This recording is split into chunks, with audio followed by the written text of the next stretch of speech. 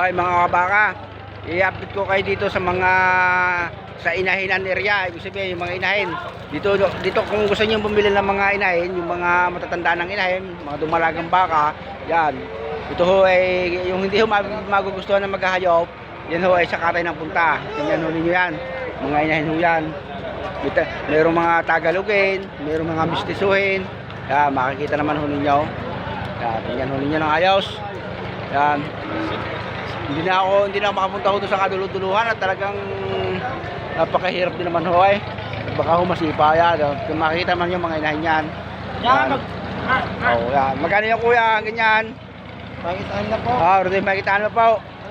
Yan. Dito ho bumibili din ho sila ng mga pangkatay, ng may handaan. Makikita ninyo. Oh, yan. Tingnan ninyo. Doon sa lugar na yan. Marami yung baka din ay. Yan. Alamat na gol. Yan. Pupulong-pulong ho sila, bibilihan. Yan. Ano mga inahin. O yan. Makita naman ho ninyo. O yan. Pasukan ho ninyo yan.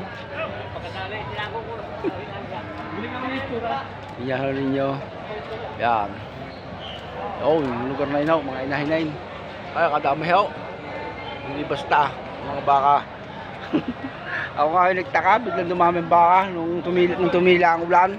Ay kanini wala itang baka. Biglang dumamay. Kanini wala eh. Biglang dumamay. Ito. Sa lahat na magbabaka, mag-ingat ha, baka masipa. Pakahirap po pag nasipa. Yan, yan yan. O yan. Pao, malayo yan, hindi ko na pinupuntahan. Mahirap na ho. Yan. Hindi naman ninyo. O yan o, mga payat ng baka. Mga payatay. O yan. O. Ayan o. O yan. Nag-a-update. Yan, may nasamahan o.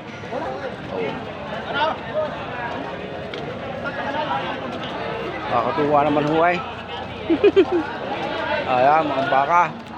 Yan. Oh, may mga magaganda, may mga masasama. Ganyan ho talaga ho yan dito sa lugar na ito. Sige ha, bye-bye.